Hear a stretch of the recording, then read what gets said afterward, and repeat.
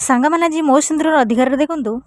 ମୁକ୍ତି ଆଦିତ୍ୟକୁ କୁହେ, ଆପଣଙ୍କ ସାହାଯ୍ୟର ମୂଲ୍ୟ ଏତେ ଓଜନ ଯେ ତାକୁ ଆଉ ସମ୍ଭାଳିବାକୁ ମୋର ଆଉ ଶକ୍ତି ନାହିଁ, ଆଉ ସେଇଥିପାଇଁ ମୁଁ ଏ ଜବ୍ର ମୁକ୍ତି ଚାହୁଁଛି।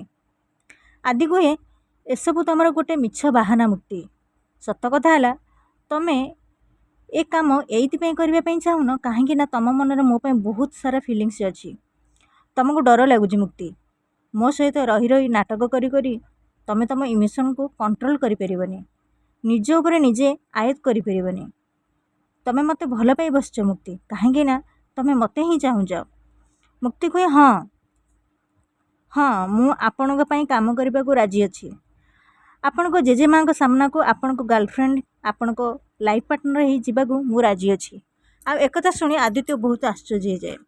ସାଙ୍ଗମାନେ ଆପଣମାନେ ଯଦି ମୋ ଚ୍ୟାନେଲରେ ନୂଆ ଅଛନ୍ତି ତାହେଲେ ମୋ ଚ୍ୟାନେଲକୁ ସବସ୍କ୍ରାଇବ୍ କରିଦିଅନ୍ତୁ ଆଉ ଛୋଟ ଲାଇକ୍ଟେ କରିଦିଅନ୍ତୁ, କାହିଁକିନା ମୁଁ ଏଇଭଳି ଭିଡ଼ିଓ ଆପଣମାନଙ୍କ ପାଇଁ ସବୁଦିନ ଆଣିଦେବି। ଜୟ ଜଗନ୍ନାଥ।